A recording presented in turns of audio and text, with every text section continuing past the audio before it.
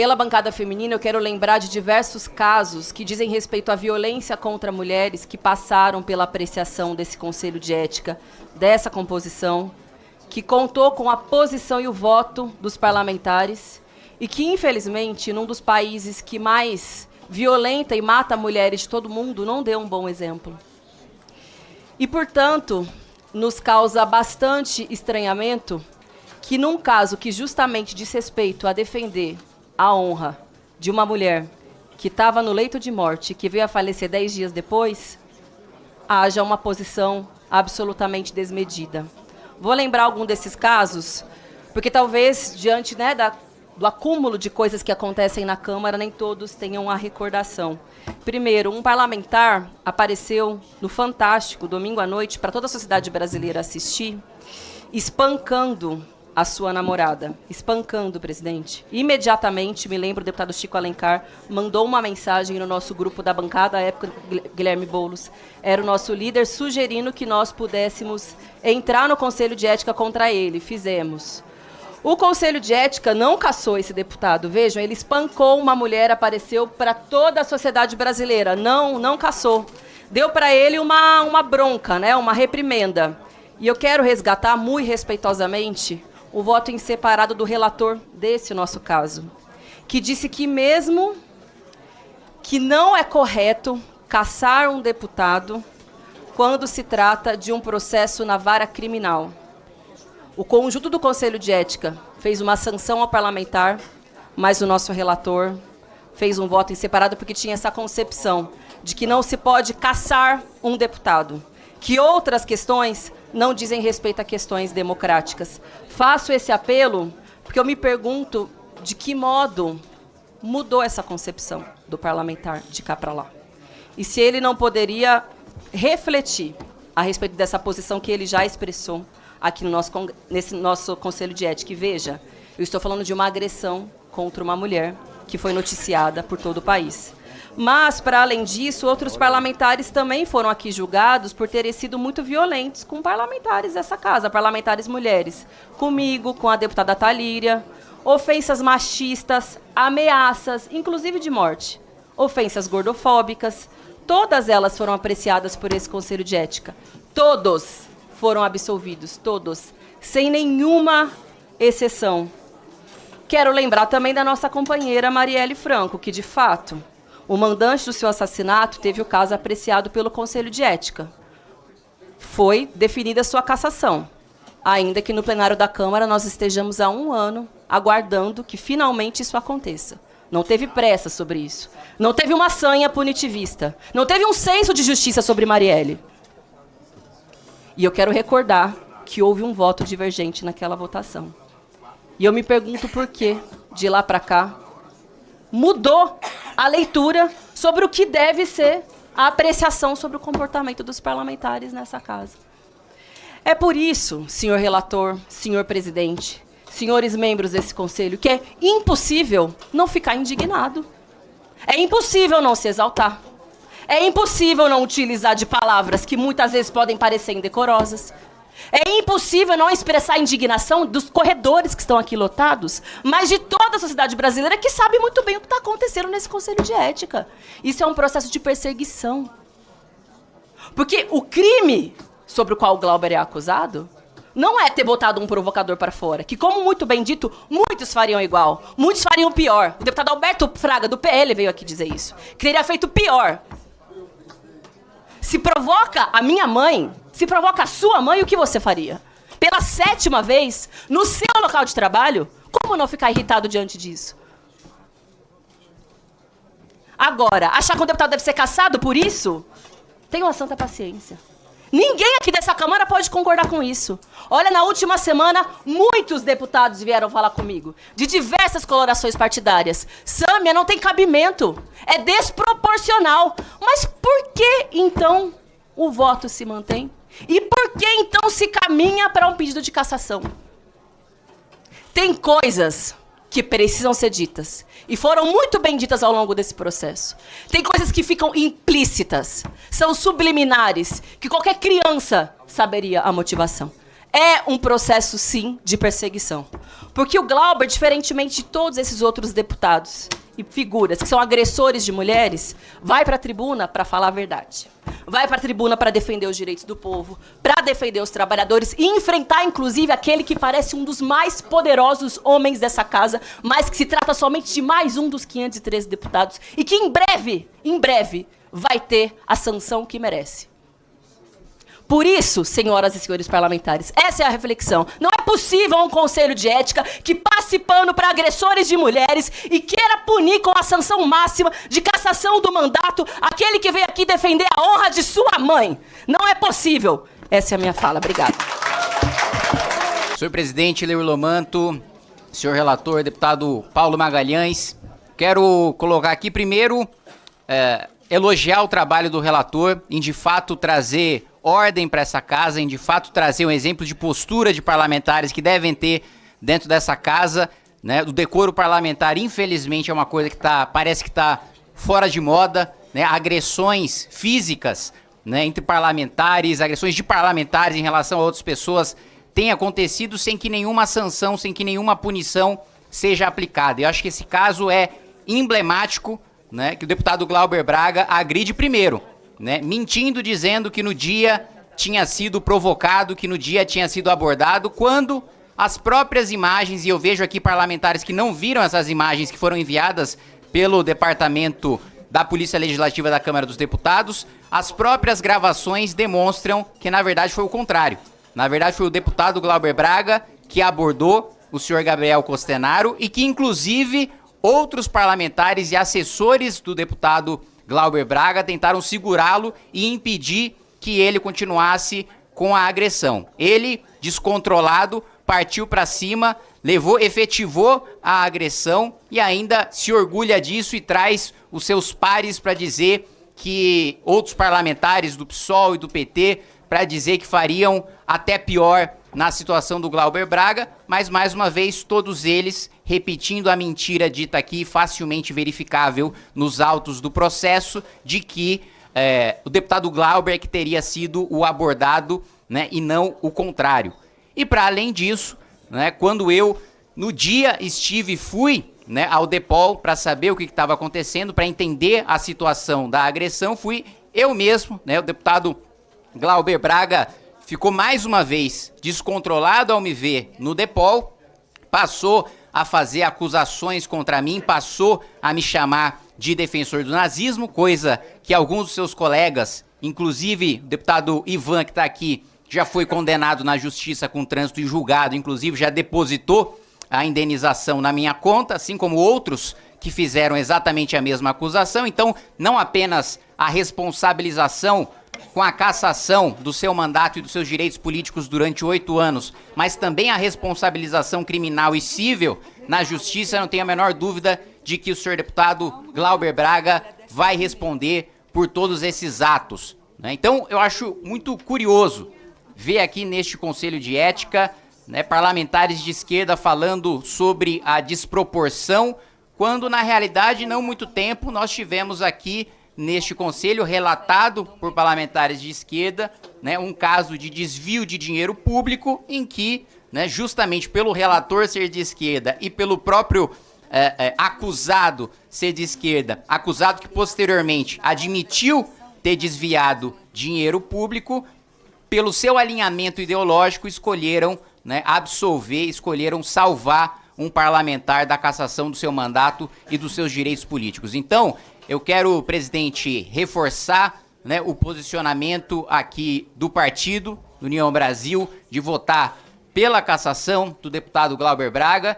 Acho que dentro deste Conselho de Ética já ficou muito claro pelo próprio requerimento de retirada de pauta que há um entendimento amplo nessa casa de que posturas como a do deputado Glauber são absolutamente inaceitáveis. Salvo engano, o placar foi de 14-5, placar semelhante deve ser o do mérito, a da cassação do parlamentar, que deve ser encaminhada ao plenário da Câmara dos Deputados, e espero que isso sirva de lição para qualquer outro parlamentar que faça acusação infundada contra outro, que parta para agressão contra outro parlamentar ou contra um cidadão qualquer que esteja dentro da Câmara dos Deputados, e que também haja um mínimo de decência e um mínimo de decoro de comportamento dos parlamentares a partir de uma posição firme e correta desse Conselho de Ética. Deputado Glauber Braga, não satisfeito com todos os atos que cometeu no dia, né, do evento, dentro desse Conselho de Ética, tentou desmoralizar o Conselho, tentou transformar isso aqui num grande palanque eleitoral para si próprio,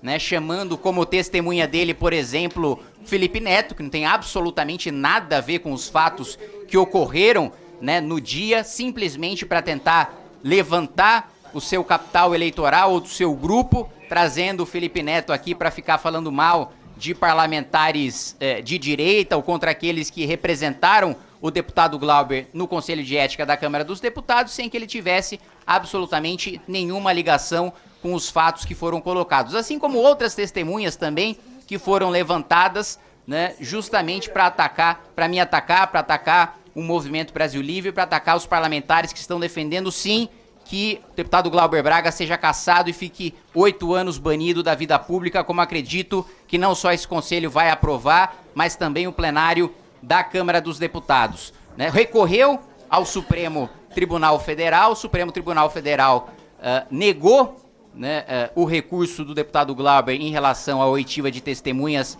desse Conselho de Ética. Então, por mais que haja ameaças aqui em relação à judicialização do processo, esse Conselho teve uma postura absolutamente irretocável, com a condução da presidência do deputado Leuri, com a relatoria do deputado Paulo Magalhães.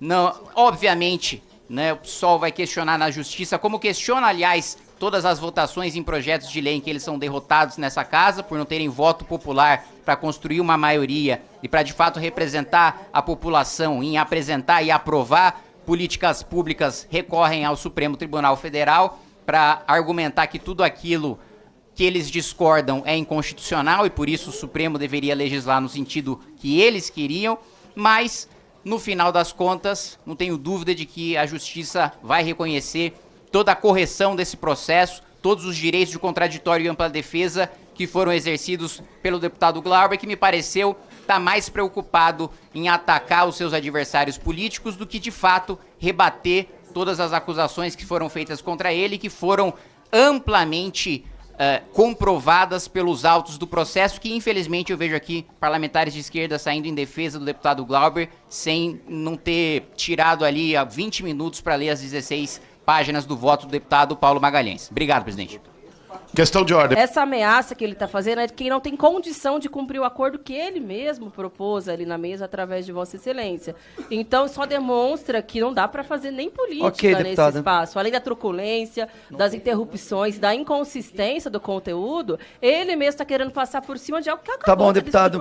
Com a palavra, deputado Kim Kataguiri. Eu não sei se a deputada Sâmia se refere a mim. Eu não estou fazendo ameaça alguma. Ao Kim contrário, Kataguiri, eu estou pedindo a inclusão 10 na minutos, pauta do deputado requerimento Kim. pela convocação e pelo medo que eles têm de Rui Costa estar aqui. Senhor presidente, eu quero fazer coro aqui àqueles que constatam o fato de que há sim um terror quando se fala na convocação do ministro Rui Costa a esta CPI. Porque é impressionante, e aqui eu até elogio os parlamentares da base do governo, o esforço que os deputados da base do governo têm empreendido para que o ministro Rui Costa não seja convocado nesta CPI é impressionante. É impressionante. Eu não via tamanho esforço assim desde a CPMI do dia 8, em que eles se esforçaram muito para que não fosse convocado o ministro Flávio Dino e para que não fosse convocado o ministro G. Dias. Eu não via tamanho esforço assim desde que o presidente Lula atuou para que não caísse o sigilo das imagens do Palácio do Planalto. Ou seja, cheira muito mal esse medo em relação a convocar o ministro Rui Costa nessa CPI. A gente já sabe que a situação política do ministro Rui Costa não é das melhores. Alguns parlamentares do governo têm dito, não, ele tá fortalecido. Cá entre nós, todos nós sabemos que o ministro Rui Costa não tá fortalecido coisa nenhuma e que a fragilidade dele nessa casa especificamente é muito forte. E mais do que isso, foi passada, este Congresso Nacional, e eu fui membro da comissão especial que analisou a medida provisória dos ministérios, o presidente Lula, na medida provisória original, passou os serviços de inteligência do Gabinete de Segurança Institucional, que é onde deveria ficar, porque o GSI é um ministério, como o próprio nome diz, institucional, que deve trazer informações de Estado, que deve estar a serviço do Estado, com E maiúsculo e não do governo. O presidente Lula,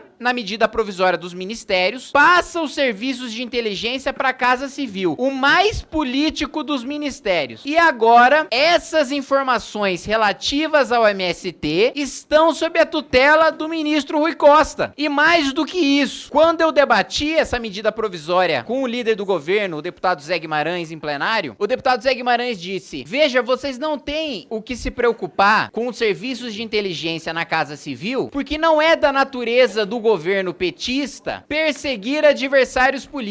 Pois muito bem, em 2016, e eu vou repetir aqui o que eu disse na comissão especial da medida provisória, a presidente Dilma Rousseff deu uma ordem para que o ministro da Justiça fizesse um dossiê contra mim, um menino de 19 anos de idade. Eis que eu tive acesso, por meio de uma ação na Justiça, um habeas data, a trechos desse, porque eu fiquei muito curioso. O que a Dilma e o Cardoso descobriram sobre mim com 19 anos de idade para tentar me incriminar, para tentar deslegitimar o movimento pelo impeachment. E eu tive acesso a trechos desse dossiê que o Cardoso fez contra mim, contra o Movimento Brasil Livre, deputado Ricardo Salles. E dois dos pontos que o ministro Cardoso ressaltou, veja só onde é que foi a investigação do ministro Cardoso. Primeiro, que eu tinha recentemente sido contratado para ser colunista da Folha de São Paulo. Esse tinha sido um dos destaques do dossiê contra mim. Que deveria ser trazer informações para me denegrir. O outro destaque que o ministro Cardoso fez em relação a mim é que durante minha trajetória escolar eu tirei boas notas. Então você veja, se já com os serviços de inteligência no Gabinete de Segurança Institucional, o governo petista já produzia dossiê contra adversário político de 19 anos de idade, vocês imaginam o que eles não estão fazendo na Casa Civil, com o serviço de inteligência na Casa Civil. Além de ter, mais uma vez reforçando, todos os dados hoje da ABIN em relação às lideranças e às invasões que ocorrem no país inteiro. Então eu só reforço aqui da necessidade da prioridade número 1 desta CPI, de que o primeiro ato desta CPI, depois do recesso, seja chamar o ministro Rui Costa a prestar esclarecimentos aqui em relação às informações que a ABIN tem sobre movimentos criminosos que promovem invasões e sobre a omissão do governo em relação a esses movimentos. Porque se a ABIN agora tem um mapeamento desses movimentos e ela tá sob a tutela do ministro da Casa Civil, o que o Ministério da Casa Civil fez em relação a esses movimentos até agora? Qual ação foi tomada em relação a esses movimentos até agora? Qual ação foi tomada contra agentes políticos que têm feito corpo mole para cumprir decisão de reintegração de posse? E pior do que isso, enquanto a gente faz essa CPI, que já teve um efeito positivo porque as invasões já diminuíram só da gente ter uma investigação, o CNJ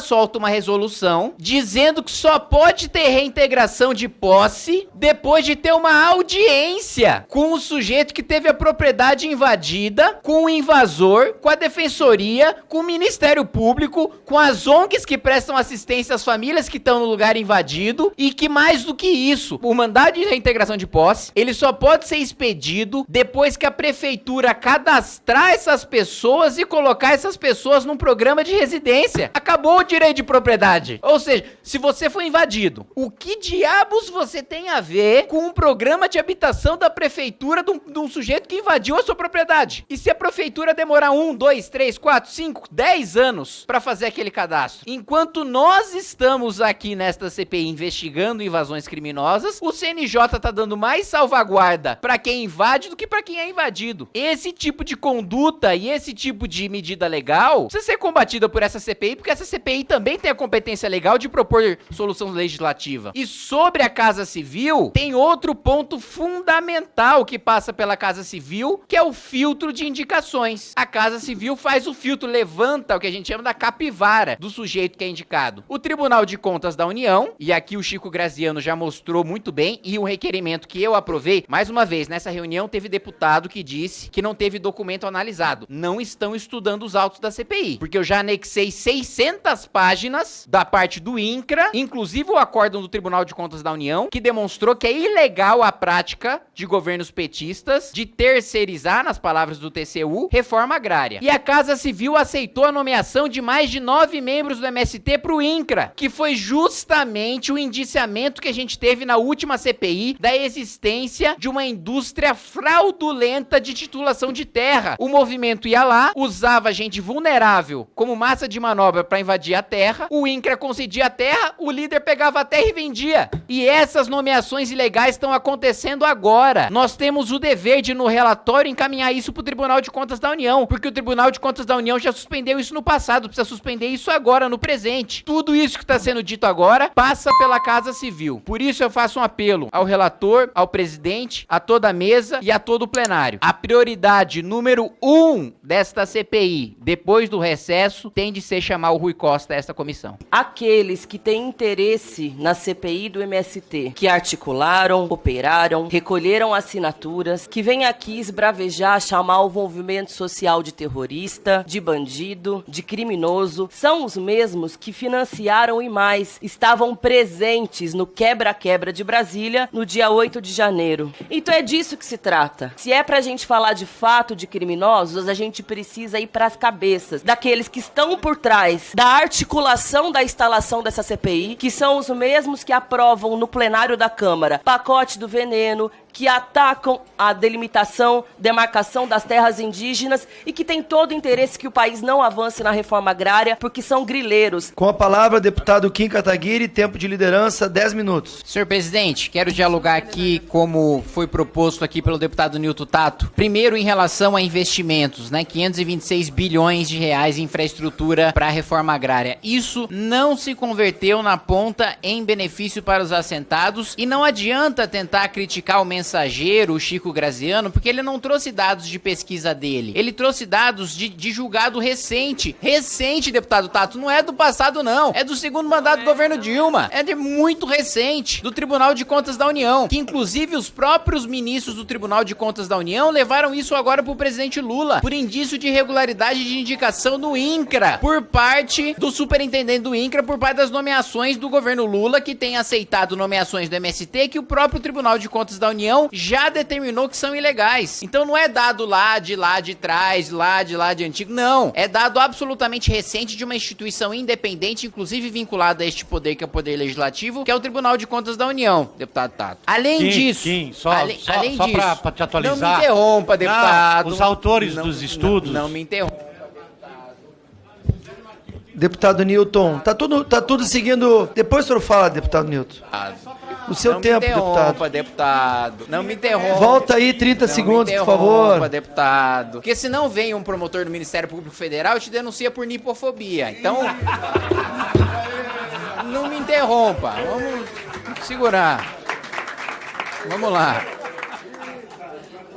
Vamos lá. Isso não se converteu em benefício para as famílias porque a evasão, como eu disse, é altíssima. Para além disso, durante os governos petistas, mais uma vez, eu não faço aqui, eu não digo nada da minha cabeça. Eu tiro tudo ou de artigos científicos ou de estudos dos próprios consultores da Câmara ou de julgados ou mesmo do Tribunal de Contas da União. 700 mil terras foram concedidas durante governos petistas de maneira irregular. Para gente que tinha carro de R$500 bilhão.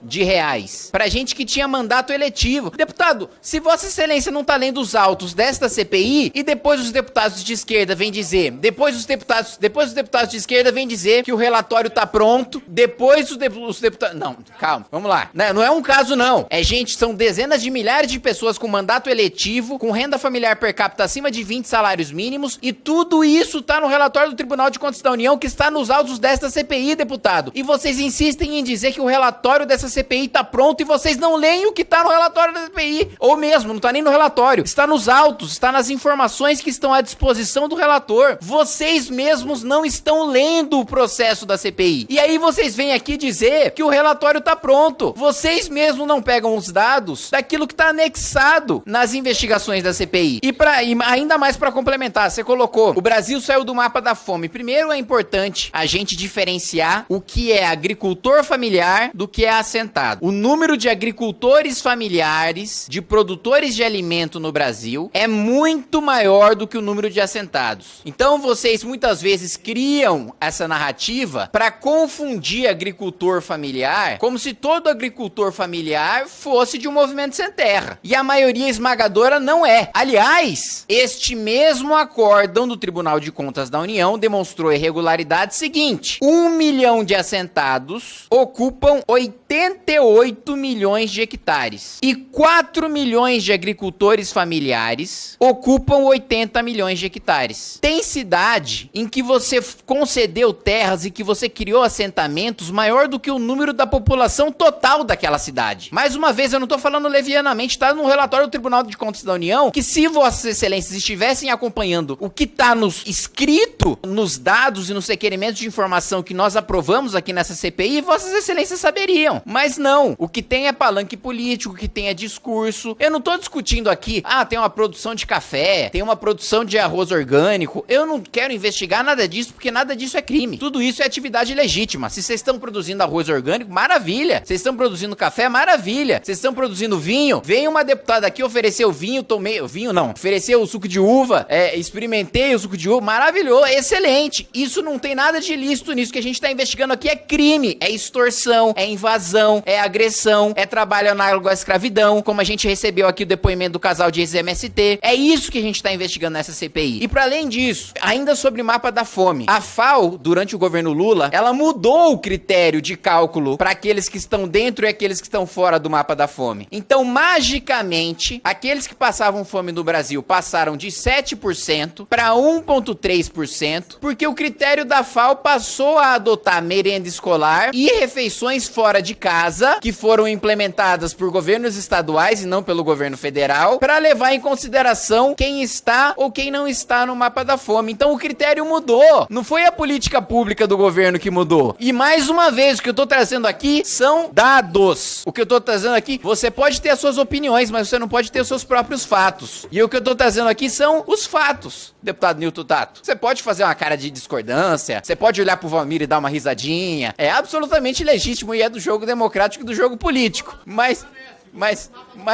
ainda assim, o que eu tô colocando aqui é a realidade. Vocês podem tentar atacar o mensageiro, mas os fatos que eu tô trazendo aqui, em nenhum momento, desde o início dessa CPI, que eu utilizei tempo de liderança ou que eu encaminhei um requerimento, nenhum parlamentar de esquerda foi capaz de rebater no mérito aquilo que eu tava dizendo. Porque o meu mérito é bem fundamentado, porque eu não tiro da minha cabeça. Vocês só atacam, o relatório tá pronto. É fake news. É financiado pelo agronegócio. Eu não sou financiado pelo agronegócio. O máximo que eu já fiz na minha vida foi plantar, quando eu tava na pré-escola, um feijão ali no copinho de Danoninho. Foi essa a minha produção rural, né? Então, assim, há várias acusações de agronegócio, de trabalho escravo, de estarem sujeitos a financiadores e tal, que, desculpa, pra mim não se aplica em nada. Porque estão tentando criar uma cortina de fumaça pra defender golpista na CPI do dia 8. Pra mim, que seja todo mundo preso ali. Eu tô pouco me lixando, deputado Tato. Que seja convocado, quem invadiu, quem quebrou, seja preso, quem influenciou, seja preso, quem financiou, todo mundo, não quero saber. Pra mim, o sujeito descumpriu a lei, como tá aqui, o escopo dessa CPI é o quê? Invasão de terra e todos os crimes conexos. Extorsão, recebimento de vantagem indevida, esbulho possessório. É isso que a gente está investigando no âmbito dessa CPI. E todos os dados que eu tenho trazido até agora, que eu tenho trazido depois que eu tenho a resposta dos requerimentos de informação que eu aprovo nesta CPI, inclusive com os votos de Vossa Excelência, que eu acho que muitas vezes não leem o que estão votando, porque Eu estou pautando os requerimentos. Os requerimentos estão sendo aprovados. Os órgãos estão nos dando as informações. Eu estou usando as informações dos órgãos. Vocês chegam aqui e dizem que não conhecem a informação. Eu só posso chegar à conclusão de que há parlamentares de esquerda que estão votando sem ler o requerimento. Essa é a única conclusão lógica que eu consigo chegar na minha cabeça. Então, para finalizar, deputado Nilton Tato, eu teria o maior prazer de conhecer qualquer tipo de produção agrícola lícita, dentro de uma terra legal, com uma posse pacífica, não precária, que não tenha um crime que tenha gerado um direito. Agora, no que diz respeito a crime, a invasão de terra, a extorsão, a gente que recebeu dinheiro na sua conta bancária com o seu nome, de gente que foi extorquida para não ser invadida, isso a gente vai investigar e vai convocar e vai questionar aqui no âmbito dessa CPI, inclusive a omissão criminosa de ministro que fez corpo mole e que faz corpo mole para combater esse tipo de invasão. É disso que se trata essa CPI e é disso que a gente vai tratar com muita seriedade, independentemente de discurso pra lá e pra cá, de relatório pronto, de financiamento de agronegócio e tal. Eu quero saber dos crimes que estão sendo cometidos. Os crimes que estão sendo cometidos, a gente vai indiciar, a gente vai pro Ministério Público e o Ministério Público vai denunciar, a gente vai terminar com esse pessoal preso.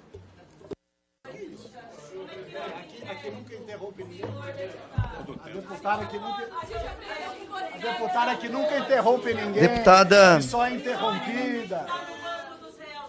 Que isso? Você não vai falar nada? Deputada Sâmia. Deputada Sâmia. Tá cortado. Deputada Sâmia.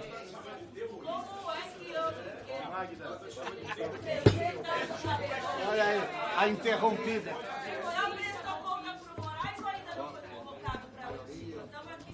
Um, dois. Você tá deixando eu conversar com essa mulher.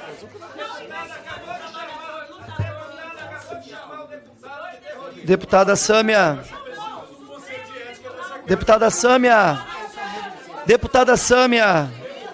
Deputada Sâmia. Deputada Sâmia. Deputada Sâmia. Nós respeitamos o seu tempo de fala, deputada. Nós respeitamos o seu tempo de fala. Retorne o tempo de 3 minutos. Nós respeitamos o tempo de fala. Então eu peço que se a senhora quiser agredir, use suas redes sociais, faça agora, respeite o parlamento. Respeite o parlamento, deputada. Respeite o parlamento. O deputado Salles vai fazer 1 minuto. O deputado Salles vai fazer também 1 minuto de fala. As senhoras não estão respeitando o tempo de fala previsto. As senhoras não estão respeitando o tempo de fala previsto. Bom, eu queria solicitar à Secretaria da Mesa que destacasse o texto das notas taquigráficas e da interrupção evidente da deputada sobre o general Girão, para que os membros dessa comissão, em conjunto, representem essa atitude dessa deputada, que todas as vezes que a deputada fala, ela quer se vitimizar aqui na comissão, dizendo que é interrompida. E, na verdade, quem interrompe os parlamentares é a deputada. Então, que fique registrado e esse requerimento seja subscrito pelos demais membros da comissão. Muito obrigado, senhor presidente. Com a palavra, pelo tempo, deputado general Girão, por favor. Senhor presidente. Senhor presidente, eu não vou gritar. Esse é o típico caso que a Polícia Legislativa tem que ser chamada. Nós não temos a Polícia Legislativa aqui. Se ela estiver aqui agora, ela tinha que ser usada por Vossa Excelência para fazer retirar de dentro da sala a deputada que está ofendendo o Código de Ética. Deputada Sâmia, ele está falando, deputada Sâmia. A senhora quer... Qual é o seu objetivo, deputada? A senhora quer que eu encerre a sessão, é isso? Qual é o seu objetivo, deputada? Respeite os deputados. A senhora faça o que a senhora quiser, mas aqui a senhora respeite. Respeite. A senhora já falou. Agora fique em silêncio e respeite o deputado falar. Com a palavra, deputado general Girão.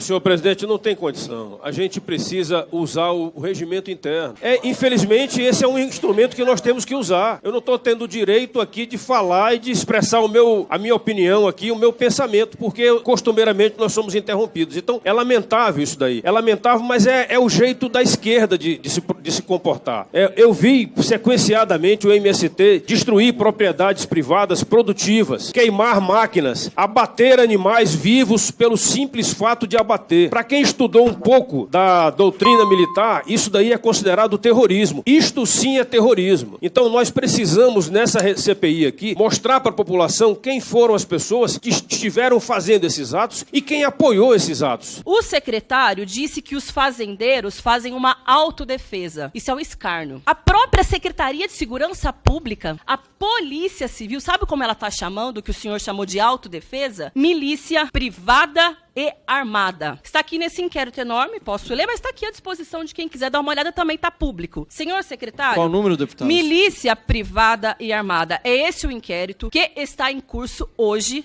o número... Por favor. 2054501-47. 2023090342. O que diz esse inquérito? O senhor Manoel tem áudio, tem foto de grupo de WhatsApp do qual ele faz parte, junto com outros fazendeiros, dizendo algumas coisas, entre elas: vamos esconder as armas porque a polícia tá vindo aí. 2. Ele conversando com um funcionário dele, que é um miliciano, um capataz, um sujeito que disse: dei tiro mesmo. Atirei nos caras, não sei se pegou, e vou atirar quantas vezes forem necessárias. Ao que ele rebate, mas esconde. Esconde, porque isso não pode ser bom pra gente. No dia 3 de março, em apenas uma operação, a equipe da polícia apreendeu 2 fuzis calibre 5.56, 2 espingardas calibre 12 e uma de calibre 3.57.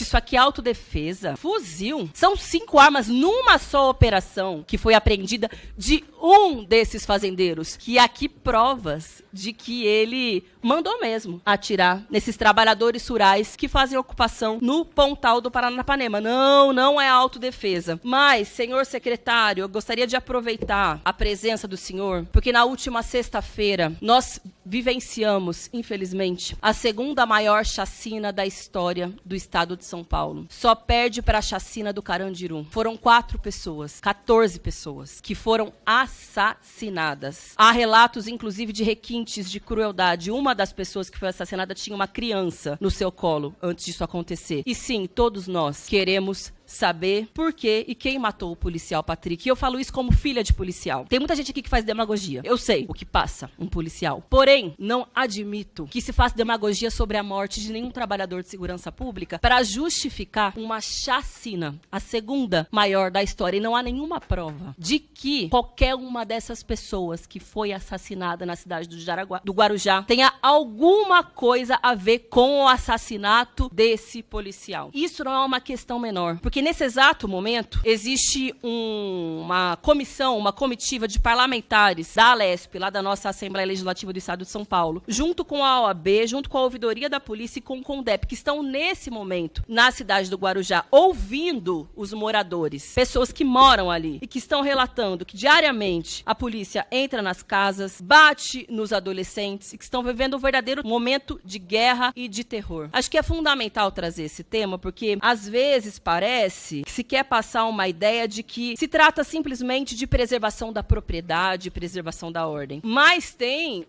uma lógica por trás disso de extermínio, de descumprimento dos direitos humanos e de tratar a população de uma forma tão desrespeitosa e violenta que acontece uma chacina e que há moradores, mães e pais de família, crianças e adolescentes que estão relatando horrores por parte da polícia do estado de São Paulo. E eu acho importante resgatar. O senhor já chefiou a rota no estado de São Paulo.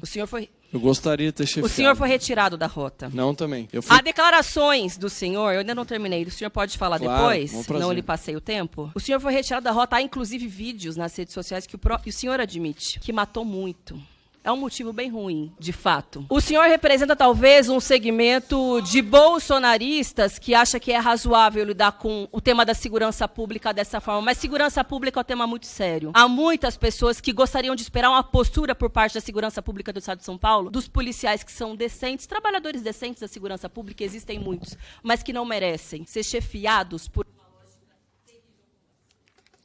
Obrigado, deputada. Vamos por partes aí, tá? Primeiro lugar, a afirmação que a senhora diz aí de armas... Vou deixar o palanque bater palma aí. Tecnicamente, tá, pessoal? Vamos lá. Primeiro ponto, o inquérito que a senhora menciona das armas apreendidas, as armas trata como milícia, nas palavras da senhora, não nas minhas, todas as armas foram apreendidas. Todas, eu já li, todas essas armas foram apreendidas. Se a senhora me deixar falar, eu respondo. Deputada. Todas. Deputada, só um minutinho. Vamos lá, pessoal. O inquérito que a deputada mencionou, para aqueles que querem ouvir, as armas foram apreendidas no inquérito. Essas armas que ela menciona, tem uma pequena diferença só das armas apreendidas com o indivíduo que foi preso por extorsão armada com essas. Essas que foram apreendidas, todas registradas e legalizadas. Todas, sem exceção. Primeiro ponto, garanto para a senhora. Segundo ponto, com relação ao Guarujá, eu sabia que isso viria à tona aqui, apesar de não ser objeto do convite que eu recebi. Deputada, eu estou um pouco decepcionado com a senhora. Achei que a senhora, como mulher, ia defender a policial que tomou tiros de fuzil pelas costas do crime organizado.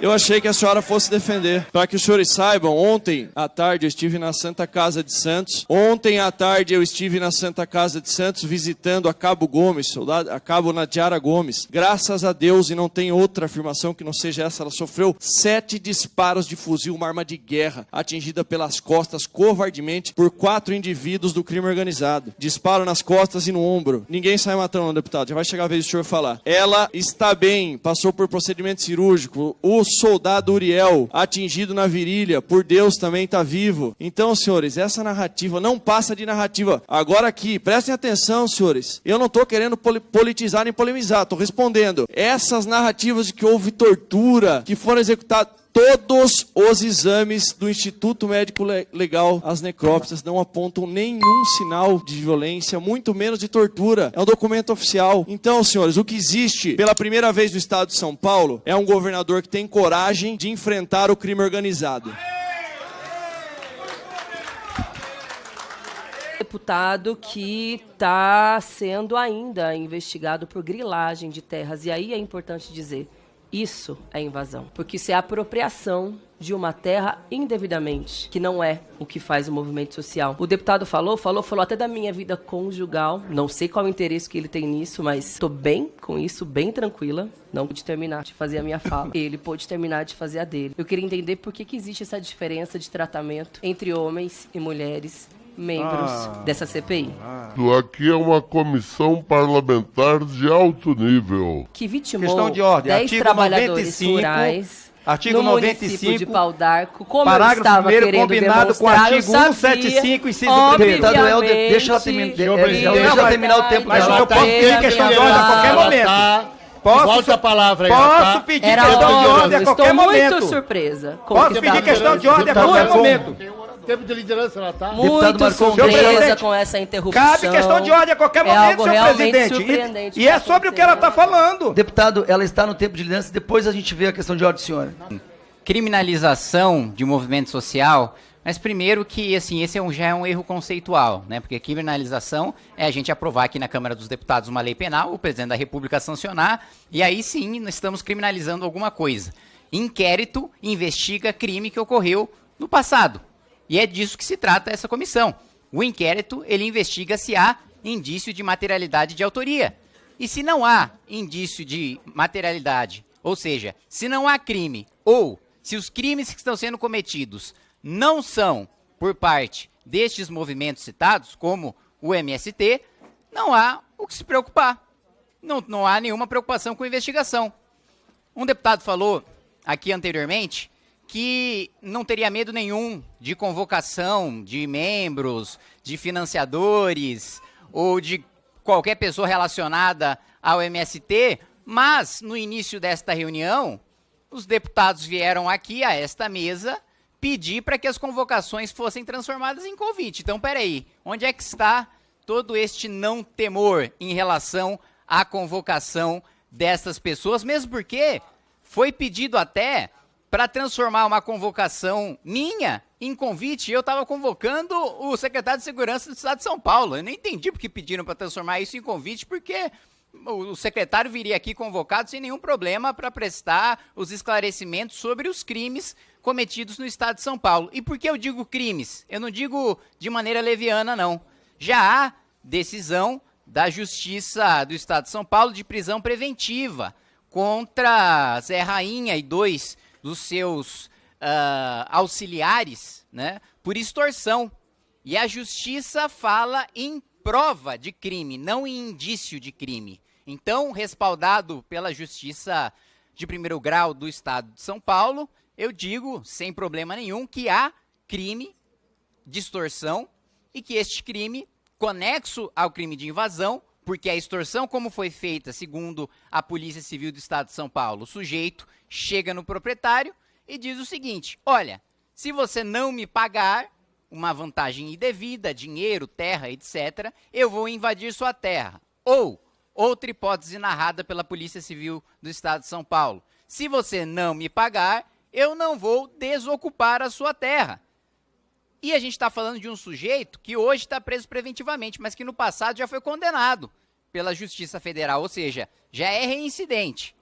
Para além disso, tenta-se descredibilizar o trabalho desta comissão a todo momento, atacando o presidente deputado Coronel Zucco, com ataques vis, com ataques que não tenham nenhum fundamento. E olha que é um sujeito que eu acabei de conhecer, mas me aprofundando em tudo aquilo que colocam contra ele, não encontrei, e peço até que me apontem, alguma conduta que seja criminosa ou mesmo que seja imoral. Mas vamos supor que todas as acusações que são feitas aqui contra o presidente desta comissão fossem verdadeiras. Isso não muda o fato de que crimes estão sendo cometidos, de que eles precisam ser investigados e de que nós precisamos descobrir os seus autores e indiciá-los, convocá-los, ouvir os seus depoimentos e trazer um relatório de CPI que não só aponte quem cometeu os crimes, quais foram os crimes, mas também traga uma sugestão de legislação, que também é papel da CPI, para que essas invasões não voltem a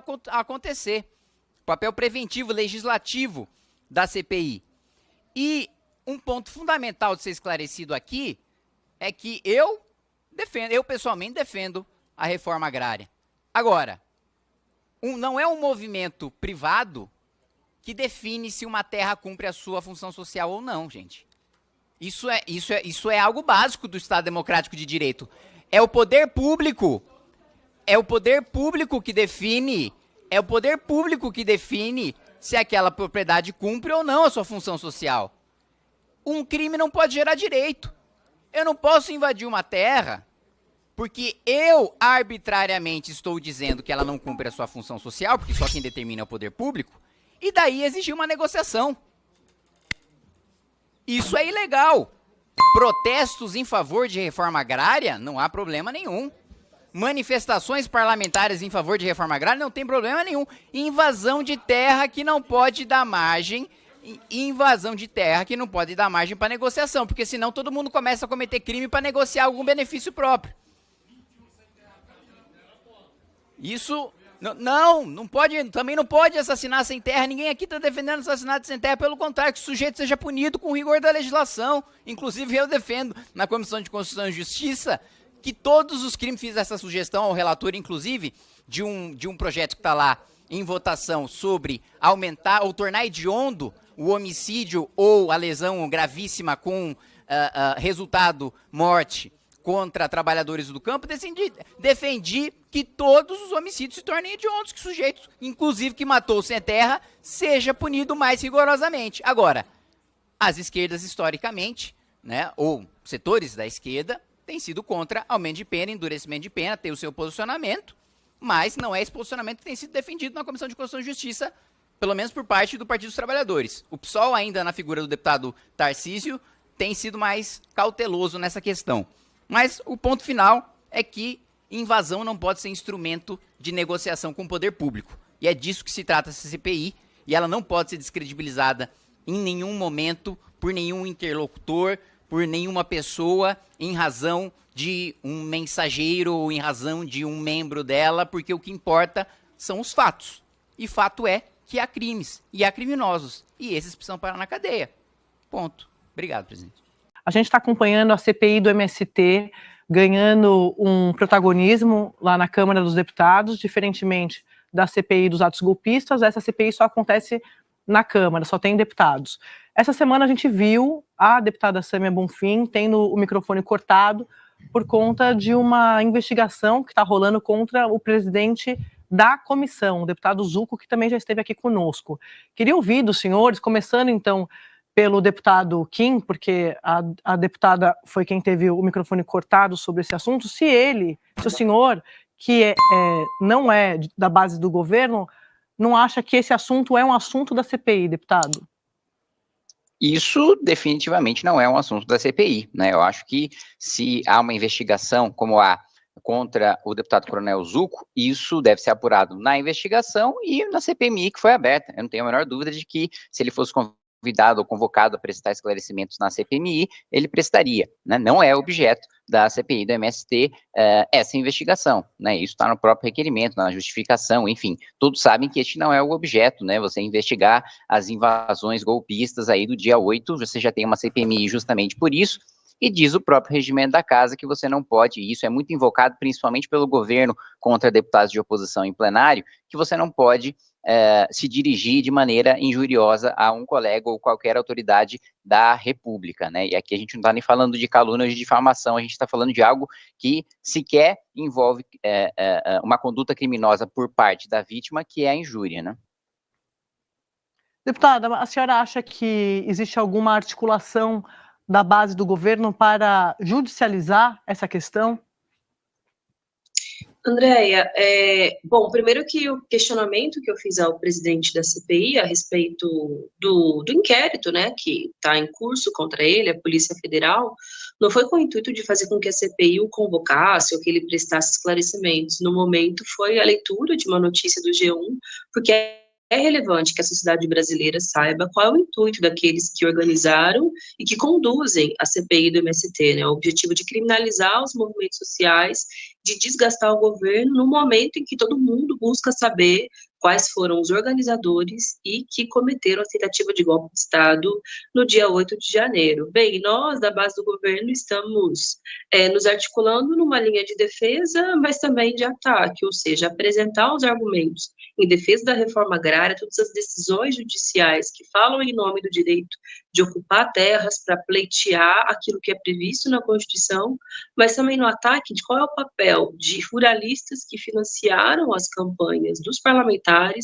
do relator, e qual é o intuito que eles têm nesse momento de ampliar a pressão sobre o governo federal e tentar desgastar uma base social que foi fundamental nesses 30 anos, desde a promulgação da Constituição, para garantir direitos e mesmo para seguir estimulando a lógica do direito à organização social e dos movimentos sociais. Vou perguntar ao deputado Kim Otávio Guedes, prazer falar com o senhor novamente. Deputado, o senhor falou que o assunto sobre a investigação do Zucco não deveria ter sido levado para aquele ambiente, porque não era o objeto ali da investigação. Mas e o procedimento do presidente da CPI ao caçar o bem mais valioso de um parlamentar, que é a palavra?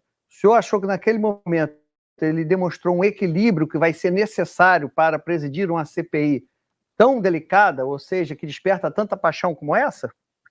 Olha, Otávio, eu pessoalmente, fui presidente da Comissão de Educação, né, e recebi várias acusações, calúnias, difamação, injúria. Eu pessoalmente sou da escola de que deixa o sujeito falar e você vota aquilo que é de interesse. Agora, o presidente da comissão, ele agiu dentro daquilo que prevê o artigo 73, o artigo 95 da Câmara, do Regimento Interno da Câmara dos Deputados, né? Então não houve nenhuma conduta ilegal. De fato, há essa prerrogativa do presidente de interromper ou de caçar a palavra, seja para manter a ordem da comissão, seja para impedir que algum membro se refira de maneira injuriosa a algum colega, né? Então ele agiu dentro do regimento. Não é o que, não é meu tipo de política, né, em relação a isso. Eu, por mim, deixo os sujeitos fazerem a acusação injusta e depois entro com processo judicial ou com representação no Conselho de Ética, enfim. Mas, de todo modo, ele agiu dentro daquilo que preconiza o regimento interno para manutenção da ordem da própria comissão, né? Então, agora a minha pergunta para a deputada Otávio Guedes. Bom dia, prazer falar com a senhora de novo. A senhora acredita que a sua colocação foi uma injúria ao presidente da comissão? De forma alguma, muitos deputados, Guedes, que são membros do Movimento Sem Terra e que são sistematicamente ofendidos por deputados bolsonaristas. São chamados de terroristas, de bandidos, e em nenhum momento o presidente da comissão cortou a palavra deles, os interrompeu ou exigiu algum tipo de ordem ou de conduta. O que eu fiz, repito, foi a leitura de uma manchete que havia acabado de sair no G1. E ele teve o ímpeto de cortar o meu microfone, de tentar impedir que eu continuasse a leitura e a explanação sobre aquilo. Não foi nenhuma injúria, não foi nenhuma ofensa, eu não tive nenhuma conduta agressiva ou caluniosa. Eu apenas fiz a leitura de uma manchete que, sim, é relevante para os trabalhos da comissão, é relevante para a sociedade brasileira, que acompanha com apreensão ou com empolgação o que se dá na CPI do MST. Inclusive, o próprio Ministério Público Federal encaminhou a PGR, fez uma representação para que avalie se é necessário abrir um inquérito para ver se a atitude dele não se enquadra na lei que nós aprovamos na última legislatura de violência política de gênero. Não foi nenhuma provocação que o nosso mandato fez, foi devido à repercussão, o próprio Ministério Público Federal tomou essa iniciativa, porque de fato é muito grave. Eu tive a palavra cortada 2 vezes numa sessão e na sessão seguinte por mais 2 vezes. Eu estava usando na primeira vez o tempo de líder, que é regimental, precisa ser respeitado, não é só o tempo de um parlamentar individualmente, a representação de um partido político, e no segundo momento era uma questão de ordem que já havia sido concedida, aceita pelo presidente. É porque ele não gostou do conteúdo do que eu disse e ele teve esse ímpeto autoritário, né, indevido. Mas eu acredito que as medidas jurídicas e políticas também vão ser tomadas devidamente para que isso não volte a acontecer. Boa tarde, deputada e deputado. A minha pergunta é única para ambos. Nós tratamos do episódio do envolvimento do deputado Zucco nos atos golpistas, nas manifestações antidemocráticas, mas o relator da CPI, Ricardo Salles, já foi alvo de investigação por exportação e operações de exportação ilegal de madeira. O delegado Antônio Saraiva, da Polícia Federal, inclusive, já se posicionou em redes sociais como disponível para comparecer à CPI e falar de grilagem. O nome da CPI é do MST. Eu gostaria de saber do senhor e da senhora a disposição da CPI de convocar grileiros, outros envolvidos em invasões de terras, inclusive públicas, e relacionadas ao desmatamento da Amazônia, e se não há constrangimento de ter como relator um deputado envolvido, denunciado, inclusive pelo governo americano, em operações de exportação ilegal de madeira da floresta. Não sei quem começa, acho que o deputado Kim, a deputada acabou de falar. Deputado. Perfeito. Bom, primeiro, independentemente de quem seja o presidente ou de quem seja o relator, o que importa são os fatos e os fundamentos jurídicos que devem ser trazidos à CPI, né? E fato é que nós já temos aí elementos para demonstrar, bom, inclusive acordo no Tribunal de Contas da União, mostrando que nós temos aí quase 600 mil lotes com irregularidades, né, distribuídos por governos petistas, que nós temos, e também irregularidades em 83% dos assentamentos em 2016 terem sido indicações de movimentos sociais, ou seja, uma espécie de privatização da reforma agrária, de usurpação do poder público, né? Um outro ponto muito importante a ser levantado também é que 88 milhões de hectares são voltados pela reforma agrária, mas quando a gente compara com toda a agricultura familiar, a maioria não é de assentados, eles ocupam 80 milhões de hectares, ou seja, há muitas irregularidades a serem investigadas. Eu, pessoalmente, não tenho problema nenhum em você convocar, ou investigar, ou punir grileiros. Para mim, o sujeito que cometeu o crime tem que ser punido com o rigor da legislação. Agora, não é objeto da CPI. Se for para estender a CPI, eu, pessoalmente, acredito até que isso seja mais prejudicial ao governo do que à oposição. Eu não tenho compromisso nenhum com crime, compromisso nenhum com grileiro, compromisso compromisso nenhum com quem faz desmatamento ilegal. Para mim, por convocar todo mundo, pode punir todo mundo. Aliás, a CPI não tem poder de punir, mas indiciar todos aqueles em que a gente tem os indícios de materialidade de autoria, sem problema nenhum, encaminhar isso ao Ministério Público para que aí sim eles respondam, sejam condenados e sejam presos. Agora, isso amplia o escopo da CPI. E se a gente ampliar o escopo da CPI, o governo, ele tem minoria e acredito que vai sair prejudicado pela ampliação da investigação para outras áreas de irregularidades, de movimentos ou de ações ligadas direta ou indiretamente ao governo federal. Deputada Sâmia.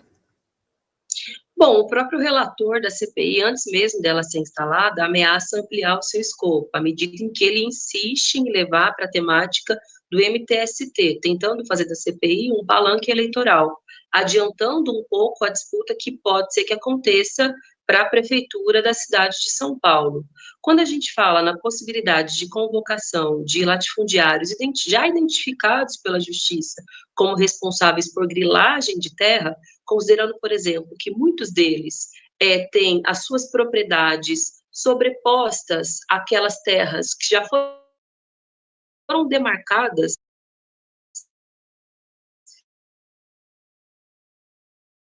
recentemente, agindo áreas de preservação ambiental, a gente vai no âmago da questão, né? Porque se a CPI tem como propósito discutir o uso indevido das terras brasileiras, a apropriação de terras alheias, um processo de invasão de que forma pode acontecer uma solução do conflito agrário que existe no país, não tem como você falar só do lado daqueles que lutam por aquilo que é previsto na Constituição Federal e que há, inclusive, uma série de decisões judiciais do Supremo Tribunal Federal e do STJ ao longo da história reconhecendo o direito de ocupação. A gente tem que levar para a arena aqueles que, inclusive, não respondem a decisões judiciais que dizem que as suas terras devem ser destinadas para a reforma agrária e muitos donos de fazenda ainda não o fizeram. Não tem como chamar só um dos lados da moeda, senão mostra cada vez mais a parcialidade daqueles que estão conduzindo a CPI. Por isso que nós já protocolamos uma série de requerimentos para convocar grileiros, desmatadores, invasores, pessoas que respondem pelo crime de perseguição e assassinato aos povos indígenas. Eu acredito que a CPI tem que cumprir com esse papel, né, desnudar todo o problema do conflito agrário no país.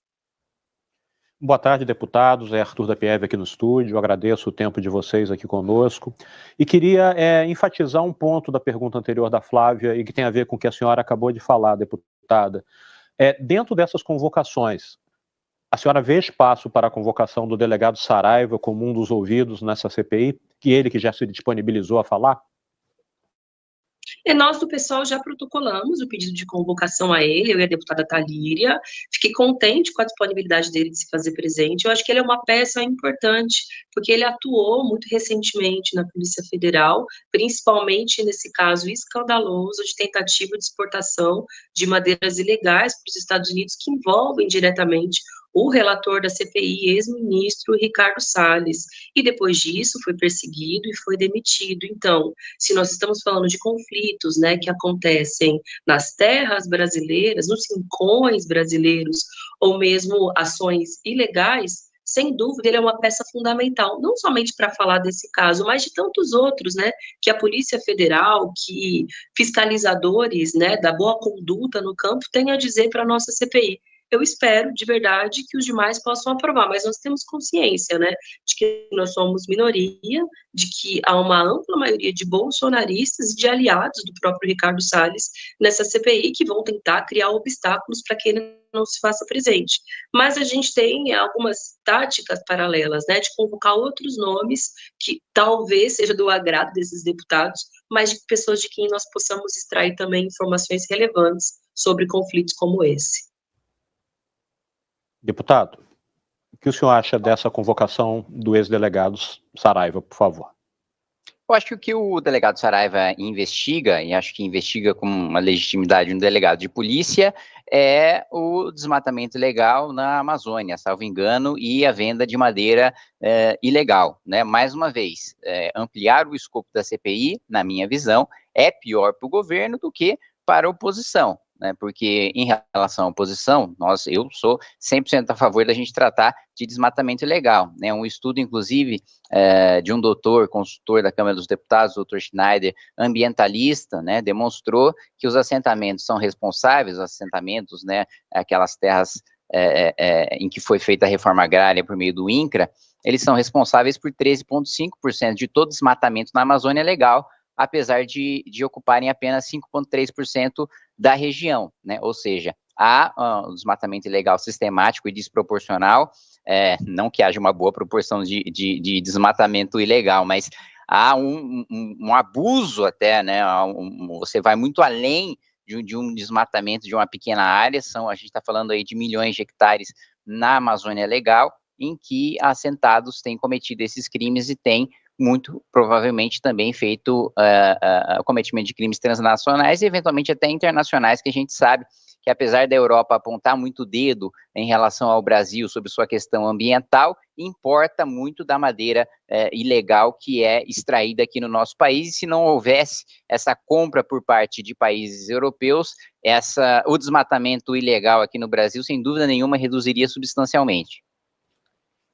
Deputados, aqui no CPI, eu vou ampliar um pouco o escopo, os senhores sabem disso, porque essa CPI, os dois são de São Paulo, ano que vem tem eleição, a gente está falando do Salles, que é pré-candidato à eleição de São Paulo, e a gente tem, deputada, o Boulos, partido da senhora, como pré-candidato também à prefeitura da capital paulista. Queria ouvir dos senhores se os senhores não temem que essa CPI vire um palco exatamente desse embate, e sendo usado também pelo Salles para fazer esse palanque. Queria ouvir, começando pela deputada Sâmia. Sadia, eu não tenho dúvida de que é esse o objetivo do Ricardo Salles, né? Antes mesmo da CPI ter sido instalada, em entrevistas e nas suas redes sociais, ele dizia: nós queremos chegar nas ocupações urbanas, convocar o Guilherme Boulos, falar do MTST, e ele, não só isso, né? Não só na medida em que pode ser que o convoque, a depender da condução da CPI, mas também de adiantar um pouco os holofotes para ele, né, dele ganhar uma predominância no cenário da política nacional. Agora, bom, primeiro que o Ricardo Salles, ele precisa pavimentar dentro do próprio partido o convencimento de que deve ser ele o candidato. A prefeitura, por hora, o PL está fechado com o próprio Ricardo Nunes, que é o atual prefeito. Eu imagino que ao longo do caminho ele até consiga criar esses apoios, mas é muito lamentável que um tema tão sério para a sociedade brasileira, né, que é o conflito agrário, a necessidade de mais justiça no campo, os processos de invasões que levam a desmatamento, a perseguição e assassinato de lideranças de povos indígenas, por exemplo, que também é decorrente da prática desses latifundiários, que um tema tão sério esteja sendo instrumentalizado por alguém que tem pretensões, a princípio, individuais com relação à eleição de São Paulo. Mas, assim, por parte do pessoal, nós estamos bastante tranquilos, porque assim como o MST, o MTST é um movimento de luta legítimo pelo direito à moradia, que também é previsto na Constituição, que também não é cumprido pelo Estado. O Guilherme Boulos tem se destacado bem no Congresso Nacional e, por hora, é o favorito nas eleições municipais, deve ser apoiado pelo presidente Lula, que ganhou, inclusive, as eleições na cidade de São Paulo, e nós estamos bastante empolgados para o que deve ser as eleições no ano que vem. Deputado.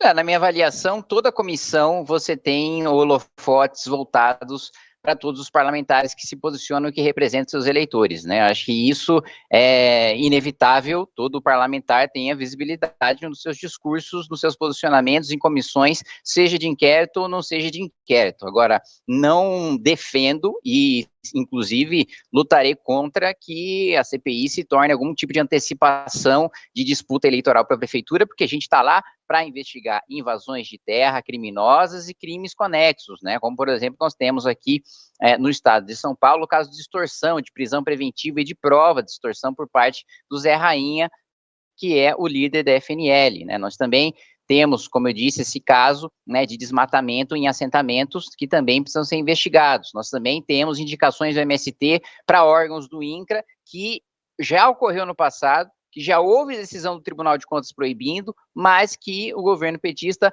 voltou a fazer, né? Então, o nosso ponto é investigar os crimes que foram cometidos, esbulho possessório. A gente está falando aqui de invasões, não de ocupações, a gente está falando de invasões que utilizaram de violência contra terras produtivas, né? Inclusive, houve uma destruição por parte de pesquisa da Embrapa, importantíssima para a agricultura familiar e para o meio ambiente. Eram os dois grandes objetivos das pesquisas que estavam sendo conduzidas em Petrolina. Na Suzano, fazendas que são premiadas por ESG, ou seja, pela sua sustentabilidade econômica, social, ambiental, sendo invadidas com a destruição de árvores por parte de movimentos que diziam defender o meio ambiente, né? Ou seja, todos esses casos que eu estou citando aqui, houve o esbulho possessório, houve crime, e essas pessoas precisam responder por esses crimes, e este deve ser o foco da CPI. Debate para a prefeitura tem que acontecer, como vai acontecer aqui na Globo, vai acontecer em outras emissoras,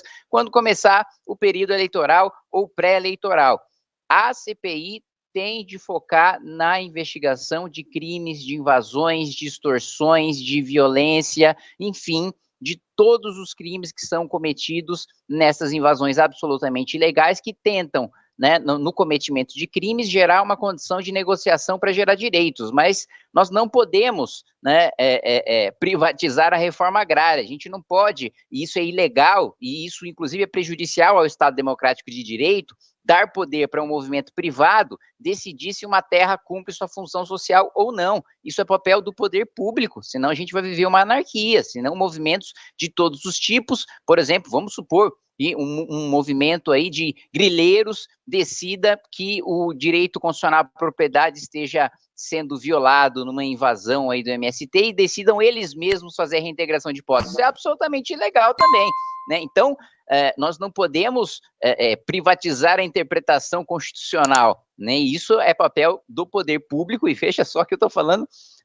de um ponto de vista liberal, né, do Estado Democrático de Direito, e esse tem que ser o objeto da investigação. Foi proposto que todos os requerimentos que estão como convocação possam ser passados para convite. Convocação a gente costuma fazer quando há uma recusa da pessoa convidada a comparecer na CPI, como se fosse uma intimação. Venha, afinal de contas, você está se indispondo a vir dialogar com os membros dessa CPI. Não se trata disso, tendo em vista que essas pessoas ainda nem sequer foram convidadas para que possam vir prestar esclarecimentos. Quais sejam? Senhor José Rainha, líder da FNL, e senhor João Pedro Stedley, que é o líder do MST. Eu tenho certeza que ambos os líderes dos movimentos têm muito a dizer, inclusive têm muitas condições de estarem presentes nessa comissão para argumentarem em defesa dos movimentos dos quais eles fazem parte. Aliás, eles fazem isso inclusive na imprensa. Eu pude ver 2, 3 entrevistas do João Pedro Stedley, por exemplo, nas últimas semanas, que eu julgo excelente. Eu tenho certeza que ele tem muita condição política, argumentativa, de vir aqui dialogar com todos os deputados, sejam eles defensores ou contrários ao MST, assim como também o líder José Rainha, tendo em vista também a sua experiência, sua capacidade e a sua condição de debater. Nenhum dos dois tem o perfil de fugir a regra,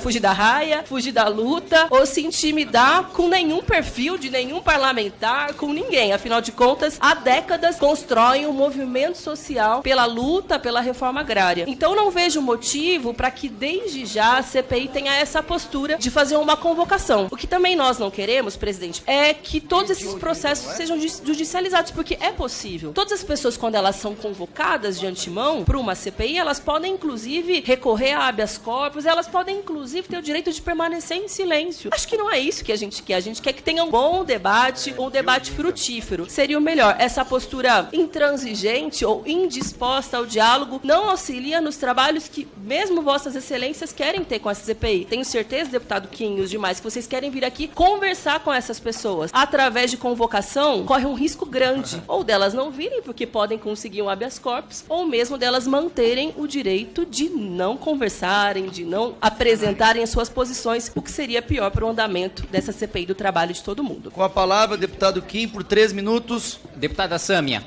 como autor, né, de um requerimento de convocação Stedley e também do Rainha, quero colocar o seguinte: é claro que eles têm o direito de ingressar na justiça caso sejam convocados e garantir o direito de permanecer calados, ou mesmo garantir o direito de não sequer comparecer a esta comissão depois do precedente do Supremo Tribunal Federal em relação à condição coercitiva. Agora, caso nós aprovemos o convite, eles já vão ter esse direito garantido sem sequer precisar ingressar na justiça, né? Eles vão poder ou não comparecer, ou comparecer e mentir, ou comparecer e permanecer calados. Então, essas hipóteses que já são colocadas de start num convite podem acontecer com a convocação, com eles ingressando na justiça, caso eles não entendam que a condição deles deve ser a de testemunha juramentada a ser convocada por esta CPI. Então, ao contrário do que Vossa Excelência colocou, nós estivemos sim muito abertos para o diálogo, transformamos muitas das convocações que foram pedidas pela base do governo em convite, retiramos inclusive alguns dos requerimentos, inclusive o requerimento que convocava o ministro-chefe da Casa Civil, o ministro Rui Costa, também em diálogo com a base do governo, mas fazendo o acordo para que esses dois requerimentos sejam convocação, mas que o governo tenha o direito de debatê-los individualmente sem que eles sejam votados em bloco. Este é o acordo que foi proposto e que foi, até onde eu tive notícia aqui, aceito pela base do governo. Deputado, eu posso lhe fazer uma proposta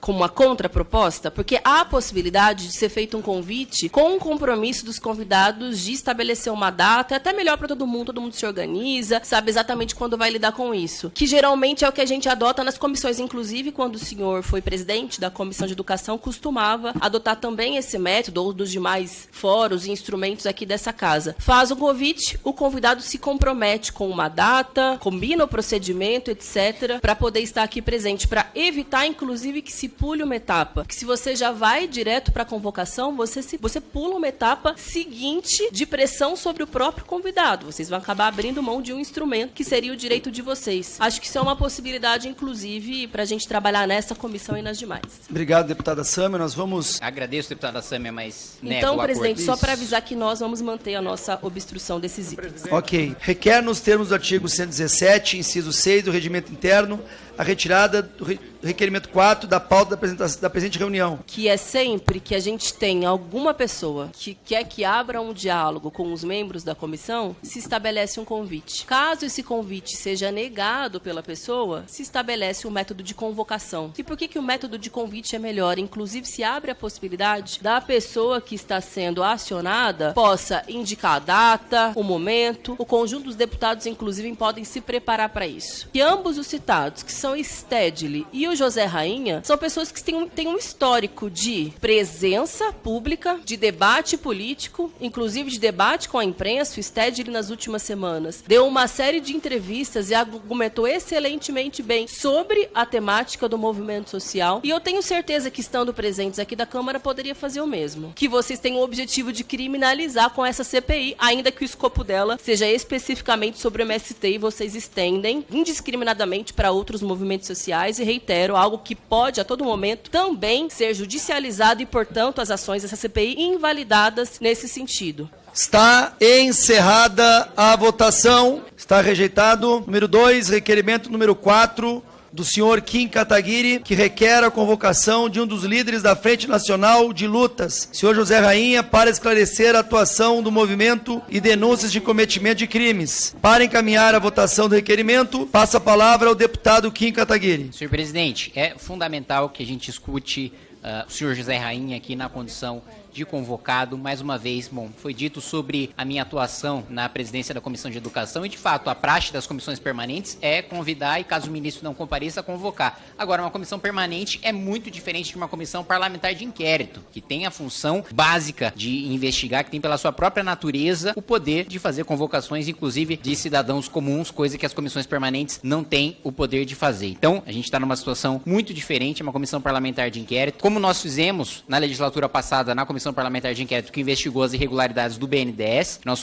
indiciamos ao final, né, aqueles que se beneficiaram dos desvios do banco, os ministros de Estado também diretamente responsáveis por essa política. Da mesma maneira, nós fazemos agora a convocação do senhor José Rainha para que ele esclareça a atuação dele, especialmente no meu estado, estado de São Paulo, em que você tem denúncias contra o movimento do senhor José Rainha de extorsão, denúncias em que ele ou membros do seu movimento teriam exigido, né, vantagens indevidas, ameaçando a colheita de fazendas ou de atividades de terras com atividade produtiva, e também esclarecer, né, a conduta dos 02 e 03 aí do movimento, tanto o Luciano de Lima como o Cláudio Ribeiro Passos, que, segundo afirma a Polícia Civil do Estado de São Paulo, foram escalados para receber dinheiro fruto de extorsão. Então, é fundamental que esta comissão parlamentar de inquérito escute o senhor José Rainha. Mais uma vez, reforço, transformar em convite só caberia caso ele não queira comparecer, ou caso ele queira mentir, caso ele queira permanecer em silêncio, e são todas essas hipóteses que o convite lhe garante, ou que, se ele ingressar na justiça e pedir para mudar o seu status de testemunha juramentada para investigado, ele vai ter todas essas prerrogativas se ele considerar que é investigado por essa CPI e assim o pedir no Poder Judiciário. Caso contrário, essa comissão tem todos os poderes e o dever, inclusive, de convocar e de exigir que ele fale a verdade no seu depoimento a esta comissão parlamentar de inquérito. Obrigado, presidente. Vou conceder a... Aê.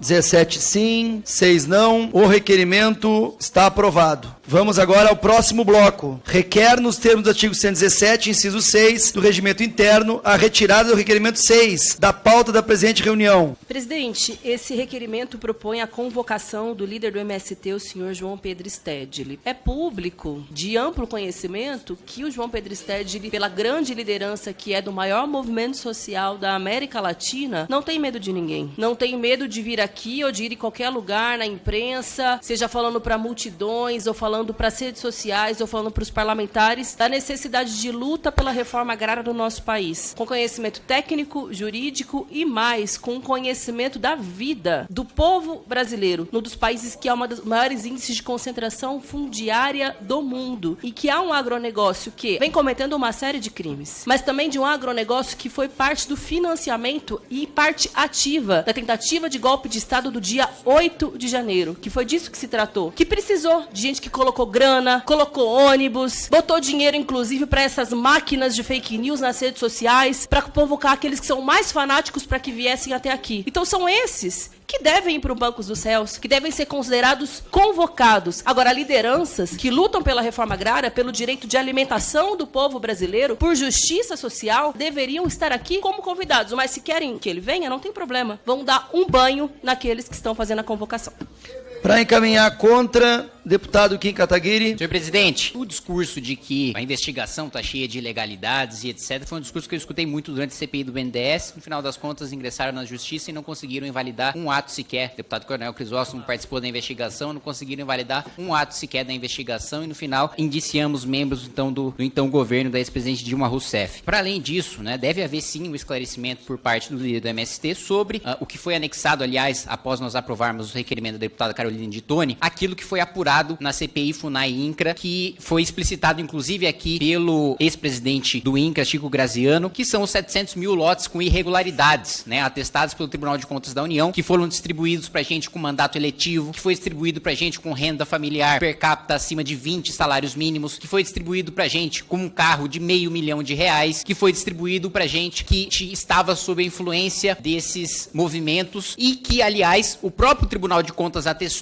que a privatização da reforma agrária é ilegal, ou seja, esses movimentos, como fizeram à época do governo Dilma, como o MST ou como a CUT, não podem indicar assentamentos, não podem indicar terras para serem oficialmente assentadas pelo governo sob pena de ilegalidade. Não sou eu que digo isso, é o Tribunal de Contas da União e isso está anexado aos autos aqui desta CPI. Outro ponto que também deve ser esclarecido, né, é o desmatamento nesses assentamentos, né, um ponto trazido por estudo de doutorado de servidor desta casa, concursado, sem nenhum compromisso ideológico com qualquer dos lados, demonstrou que o maior desmatamento percentual na Amazônia está nesses assentamentos concedidos irregularmente durante governos petistas. Imagens de satélite que estão também anexadas na investigação. Eu acho que os parlamentares desta comissão, que tanto falam que o relatório está pronto, deveriam ler aquilo que de fato já está sendo analisado pela comissão, nos autos desta comissão, que são as imagens de satélite que atestam, né, essas ilegalidades ilegalidades e esse desmatamento ilegal na Amazônia que ocorreu quando o INCRA estava sob o poder do MST e da CUT, e tem-se notícia de que hoje o MST tem indicado os superintendentes do INCRA, o que também configura a ilegalidade apontada pelo Tribunal de Contas da União. Para finalizar, em relação ao trabalho análogo à escravidão, foi exatamente o que nós ouvimos aqui dos ex-MST, que apontaram que eles não poderiam plantar o que bem entendessem, que apontaram que havia uma mercearia com um superfaturamento de 5 a 6 vezes, que fazia com que o sujeito ficasse com uma dívida impagável e tivesse um compromisso pro resto da vida com aquele movimento, que é exatamente a definição de trabalho escravo. Obrigado, presidente.